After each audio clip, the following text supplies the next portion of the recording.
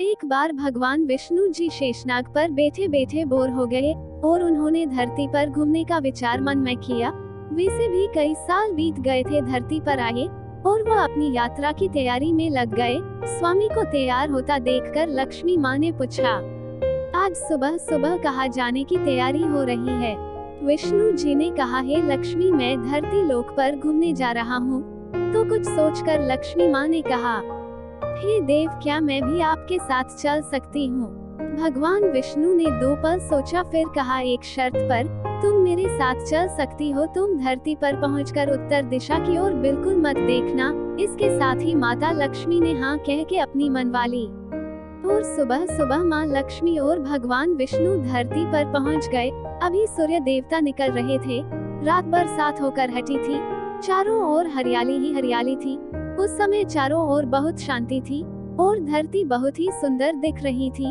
और माँ लक्ष्मी मंत्र मुग्ध होकर धरती को देख रही थी और भूल गई कि पति को क्या वचन देकर आई है। और चारों ओर देखती हुई कब उत्तर दिशा की ओर देखने लगी पता ही नहीं चला।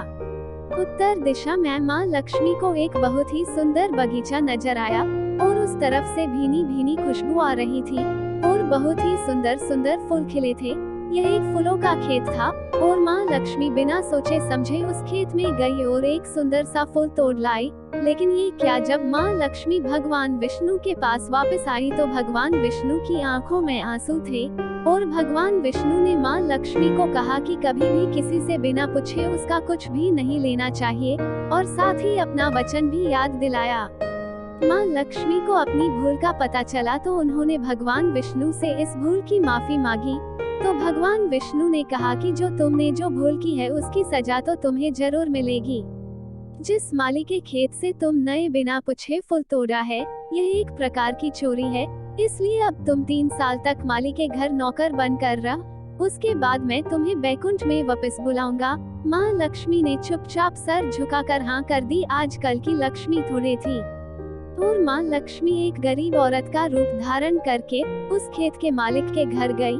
घर क्या, एक झोपड़ा था और मालिक का नाम राम था।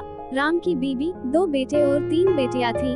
सभी उस छोटे से खेत में काम करके किसी तरह से गुजारा करते थे।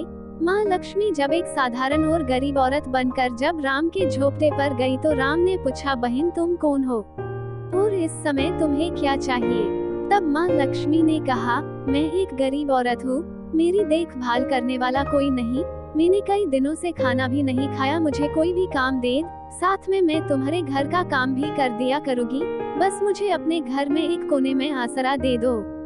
राम बहुत ही अच्छे दिल का मालिक था, उसे दया आ गई, लेकिन उसने कहा, बहन मैं तो बहुत ही गरीब हूँ, मेरी कमाई से मेरे घर का खर्च मुश्किल से चलता है। लेकिन अगर मेरी 3 की जगह 4 बेटियां होती तो भी मैंने गुजारा करना था। अगर तुम मेरी बेटी बनकर जैसा रुखा सुखा हम खाते हैं उसमें खुश रह सकती हो तो बेटी अंदर आ जाओ। राम ने माँ लक्ष्मी को अपने झोपड़े में शरण दे दी और माँ लक्ष्मी 3 साल उस राम के घर पर नौकरानी बनकर रही। जिस दिन माँ लक्ष्मी राम के घर आई थी उससे दूसरे दिन ही राम के घर में इतनी आमदनी हुई फूलों से कि शाम को एक गाय खरीद ली। फिर धीरे धीरे राम ने काफी जमीन खरीद ली और सब ने अच्छे अच्छे कपड़े भी बनवा लिए और फिर एक बड़ा पक्का घर भी बनवा लिया। बेटियों और बीवी ने गहने भी बनवा लिए और अब मकान भी बहुत बड़ा बनवा लिया था। राम हमेशा सोचता था कि मुझे ये सब इस महिला के आने के बाद मिला है। इस बेटी के रूप में मेरी किस्मत आ गई है। -5 साल बीत गए थे, लेकिन माँ लक्ष्मी अब भी घर में और खेत में काम करती थी। एक दिन राम जब अपने खेतों से काम खत्म करके घर आया तो उसने अपने घर के सामने द्वार पर एक देवी स्वरूप गहनों से लदी एक औरत को देखा। ध्यान से देखकर पहचान गया, अरे ये तो मेरी मुंह बोली चौथी बेटी यानी वही औरत है, और पहचान गया कि यह तो माँ लक्ष्मी है। अब तक राम का पूरा परिवार बाहर आ गया था और सब हैरान होकर माँ लक्ष्मी को देख रहे थे। राम बोला, है माँ हमें माफ कर, हमने तेरे से अनजाने में ही घर और खेत में काम करवाया है माँ, ये कैसा अपराध हो गया है माँ, हम सबको माफ कर दे। अब माँ लक्ष्मी मुस्कुराई और बोली, है राम तुम बहुत ही अच्छे और दयालु व्यक्ति हो। तुमने मुझे अपनी बेटी की तरह से रखा, अपने परिवार के सदस्य की तरह से। इसके बदले मैं तुम्हें वरदान देती हूँ कि तुम्हारे पास कभी भी खुशियों की और धन की कमी नहीं रहेगी। तुम्हें सारे सुख मिलेंगे जिसके तुम हकदार हो। और फिर माँ अपने स्वामी के दोबारा भेजे रथ